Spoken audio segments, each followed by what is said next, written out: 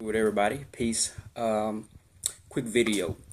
You know, and I wouldn't say I've been well. In a way, I've been thinking about this a little bit for a while, but typically lately it's been a little bit more than it has in the past, and that is, how you hear, "Love not this world" or "Don't be of this world."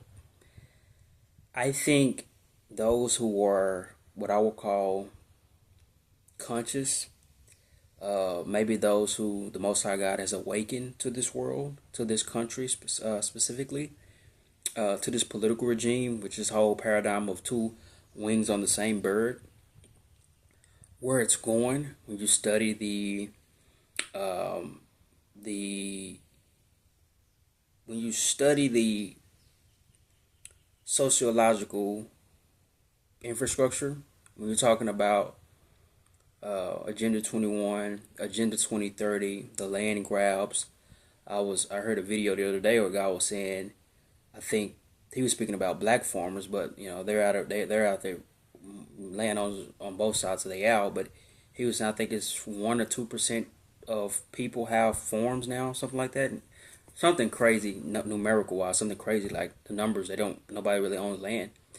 And when you think about the food, you know what you're talking about. If you ever do watch documentaries on food, you're talking about genetically modified food, food that's twisted, cloned. It's not food from the creator as far as just out the earth, natural. You're talking about chemically induced foods, um, so on and so forth. So it is. I think in these times, and it's been like this for a little while, but I think more people are kind of seeing it in these times more than anything. It's going to be important to define for yourself your values. Um, the world is going to say, get a bigger house, get a bigger car, get a bigger boat, get a bigger.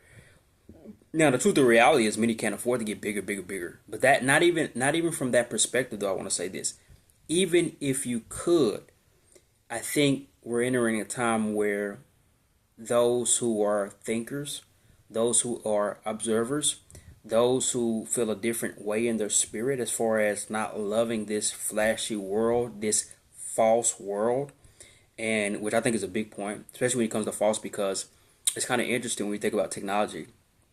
The rising of technology, I'm not saying it's all bad, but the rising of technology, the rise of the glamour, the rise of the MTV careers back when I was younger, over time you see how false that stuff was. Over time you see how that doesn't bring love, that doesn't bring family, that doesn't bring companionship, that doesn't bring growth. You know what I'm saying? So in essence, it's like it's a false, prideful, egotistical foundation that as a people we're living in this world, and particularly in this country, in this time that we're in right now.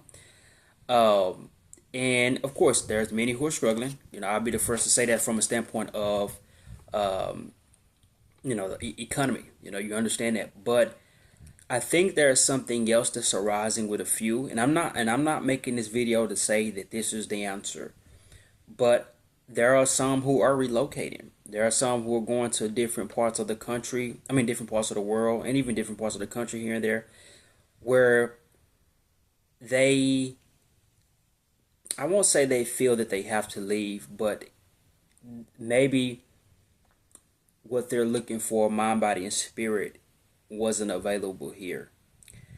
I think it's a lot of thinking that people have to do, to really think mind, body, and spirit.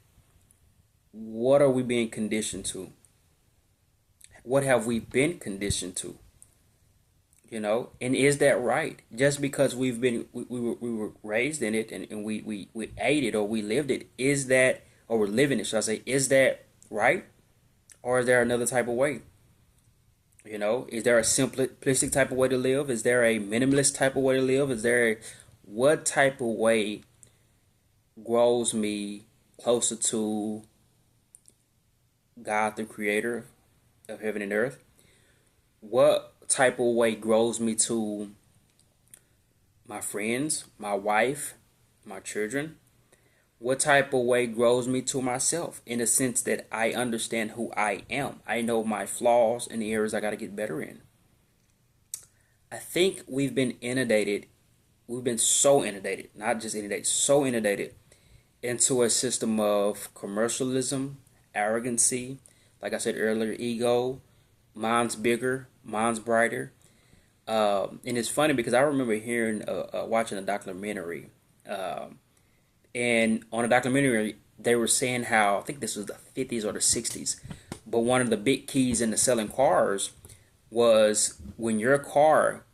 This was when they was kind of building the suburbs and whatever, the houses and the dining house in the suburbs, which that's a whole nother video. A lot of people don't know how the suburbs came about, which was a big push out the World War II. And that's a big deal because in the 1900s, that was a big shift from the way people work, the type of jobs they work into the manufacturing sector and all that. But that's not what I'm talking about. I want to hit on this particularly, even though that factors into it because that's quality of life. But so they were saying that if you're in a little cute, dainty little suburb just been built, if you have a Cadillac outside, the neighbor's wife is gonna say, "Hey, look at John's Cadillac," or you're gonna say it as a man, "Look at John's Cadillac."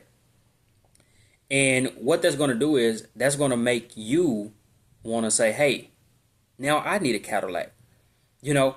And with the consumerism and that type of stuff, you really have to go back to study Edward Bernays, uh, because he's quote unquote the father of propaganda. But what you see in him being the father of propaganda is the total manipulation of human consciousness. Now that's a heavy loaded statement, but it's real. Go type in and look up the quotes of Edward Bernays, and you will see the type of mindset that we have been inundated in with at least the last 120 years. You know, and that's not to say that life was easy back in those days because it wasn't. And I'm not glamorizing that. I think now you have different choices. I think technology and even online stuff, emails and different stuff provides some things that weren't even back then. Kind of can work around some things. But the point I'm making is as your consciousness rise, as your mindset rise, as your thought process rise, as your spiritual development in the most high rise, you don't love this world. You don't love the quote unquote treasures of this world. Now, there are some beautiful things you love that the Creator has given us as gifts. Because I remember kind of thinking, what is this journey about? And it kind of spoke to my spirit. It's about nature. It's about your family, your marriage. It's about growing. It's about procreating. It's about healthy animals. It's about eating healthy foods. It's about nature. It's about doing the gift and the calling that's on your life as far as your work. So there's a beauty in this world from the Most High. I don't want to make this like a damnation of everything, but it's just the more you awaken to the Creator, the more you're not into the materialism, or the more you're not into the way of living that's worship in this country. Like to me, quality access to quality food is rich. That's what's rich. Now, how many have access to quality food? Of course, that's a rhetorical question, but that's a very serious question. And I'm not speaking about going to shop at a health store. I'm talking about this is literally high quality, out the ground, no pesticides on this food. How many people can actually grow the food? So ultimately, we have to think about a 180, 360, whatever word, people say that those are not interchangeable, but whatever way, you got to think about what is my core philosophy? What is my core principles? Is this modern world driving me to it or is driving me from it? What type of technological advances do they want to have in this world? I remember I just read an article the other day, and I've been knowing about this stuff for a minute. And I think it's Sweden or one of the European countries, they're microchipped. They're already saying, hey, they're microchipped. We can scan our hands. So, y'all already doing it over there. Could that be coming over here? It's a time of awakening and knowledge, as mentioned in the book of Daniel. But with that, people are going to have to ask, how do I pivot? What is my purpose on this life and on this journey? No matter your popularity, no matter your standing, no matter your economic, no matter your education, at this point in time, why am I put on the face of this earth? Many people waking up. Many people see, hey, something going on right now. Some that's causing some to, relocate. Moving to Africa, moving to Mexico, moving to Costa Rica, moving to Thailand, moving to Asia. And I'm not saying moving is the answer, but I think consciously awakening is a big part of the first step. Big part of the first step. Redefining your reality. Looking within yourself. What makes me happy? Is it what the world says? Is it being independent? Is it being alone? Is it, what makes me happy? Not in an arrogant sense, but in the sense that at my core. If I didn't have 5 things, if I had only 2 things, what would those 2 things be? Just something to think about, guys. Peace.